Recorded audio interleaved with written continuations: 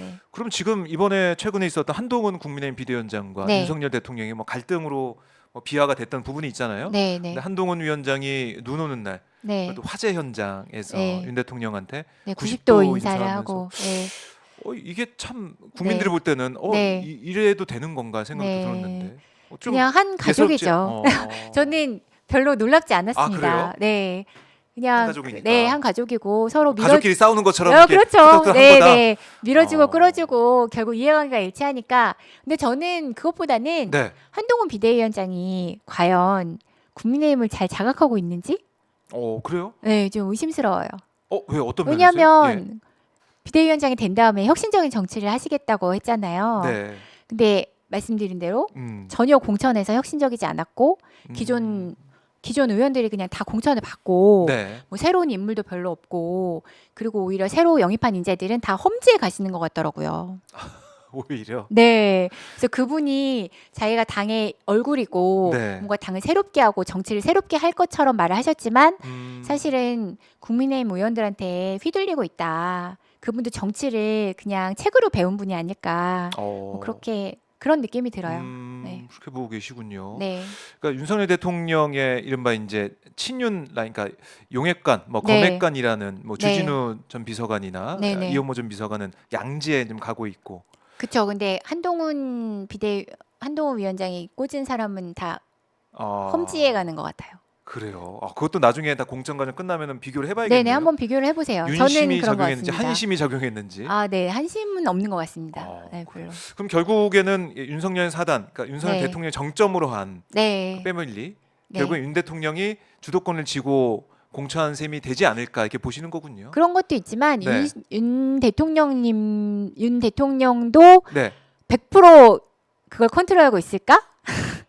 그럼 저는- 누가 하고 있는 거예요? 저는 국민의힘의 기존 의원들이 또 강력한 카르텔이 존재하고 있는데 그것을 뭐 윤시민의 한시민의 얘기하는 것보다는 네. 결국 기득권이 승리했다. 제 느낌은 기득권이. 그렇습니다. 그래요. 결국 기득권의 입김에 따라서 공천이 네, 그렇죠. 되는 게 아니냐. 네. 거대한 기득권 카르텔이 움직이고 있다 이렇게 네. 말씀을 하고 계시고. 그리고 약간의 윤심이 작용을 하고 네. 한심은 별로 작동하지 않는 것 같고. 그래요.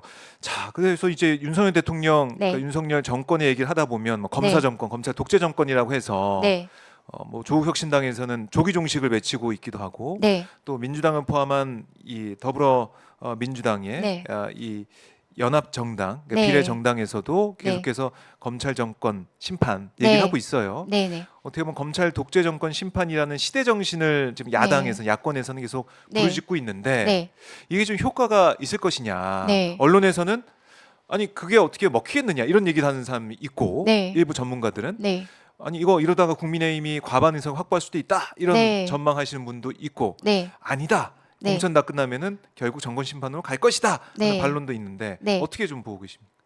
저는 국민들이 네. 지금 현재 정부가 가지고 있는 여러 문제점에 대해서 분노가 엄청나다는 것을 느끼고 있고요. 네. 그래서 결국 이번 총선의 의미는 윤석열 정부가 잘 하고 있냐 아닌가에 대해서 국민들이 판단을 해주시는 네. 그런 의미가 가장 큰 것 같습니다. 음. 그래서 윤석열 정부가 잘못하는 게 검찰 독재 정권인 것도 있지만 그것 말고도 민생도 무너뜨리고 국가 재정도 파탄시키고 네. 그 밖에 여러 가지 정책에서도 너무 많은 불통으로 문제를 낳고 있어요. 그래서 이것들에 대한 국민들의 각각 다른 분노들이 있어요. 근데 그것이 단 하나의 목소리를 모아질 수는 없겠지만 어쨌든 분명하게는 국민의힘을 선택하지 않는 분들이 훨씬 많을 것이다. 저는 그렇게 느끼고요. 다만 그렇게 하기 위해서는 중도층 분들이 그러면 민주당이 대안인가? 네. 이걸 보여드려야 되잖아요. 그래서 더 좋은 미래, 또 대한민국의 미래를 위해서 할 수 있는 역할이 뭔지를 보여드리는 역할을 영입 인재들이 하고 있다.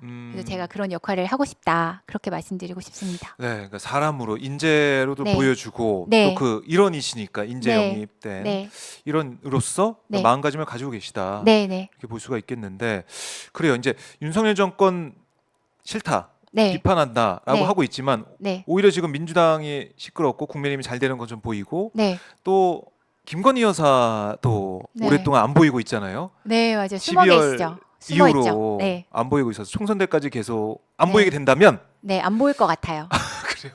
그러면 네. 이게 국민들이 생각하기에는 희석이 되는 게 아니냐. 그러니까 정권 심판해야 되지만 네. 그거보다 이게 뭔가 시끄러운 거보다 네. 좀 조용하고 네. 안정감이 있는 여당이 더 좋은 거 아니야? 그리고 윤석열 대통령이 지역 다니면서 여러 가지 좋은 공약을 많이 하고 있던데 네. 정부 밀어줘야 되는 거 아니야? 이런 판단할 수도 있다. 이런 우려도 있는 것도 사실인 것 같아요. 네. 근데 국민들이 그렇게 당장 뭔가 달콤한 공약을 제시한다고 해서 마음을 쉽게 바꾸시는 것 같지는 않아요. 그렇지 않. 네, 그렇지는 않고 네. 다만 저는 쟁점은 중도에 계신 분들이 투표하러 나올 것인가. 그러니까 어차피 국민의힘을 지지하는 분들은 나올 거고 그렇죠. 그리고 민주당을 지지하는 분들도 나올 거예요. 음, 근데 그렇지 않은 중간에 계신 분들은 기본적으로 지금 정부에 대해서 너무 불신하지만 그렇다고 대안이 무엇인지에 대해서 아직 확신을 못 가지신 분들이 있는 것 같아요. 네. 그러면 결국 문제는 이 가운데 있는 분들이 대안이 무엇인가? 대안이 더불어민주당이다.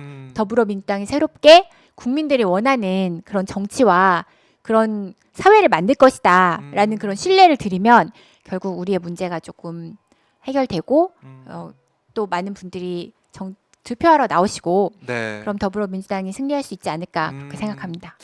결국에는 민주당이 또 어떻게 변하는 모습을 보여야 네, 네. 되느냐, 네, 네. 또 어떤 인재가 네, 공천을 받게 되느냐, 네, 네. 여기에 따라 중도층이 또 결정할 수도 마음이 있겠네요. 움직이실 마음이. 수 있다고 생각해요. 투표해야겠다. 네. 라는 생각을 가지고. 그래서 오십니까? 제가 잘해보겠습니다. 아유, 자기 PR 너무 잘하시네요. 네. 말씀하시다가 끝에는 네. 잘해보겠습니다. 네. 제가 하겠습니다. 이렇게 하고 있는데 네. 그만큼 이제 시간이 없다는 그런 방증이기도 한 것 같아요. 그럼요. 경선 때까지 네, 경선에 시간이 며칠 얼마 안 없다. 남았습니다. 많이 알려야 된다. 네.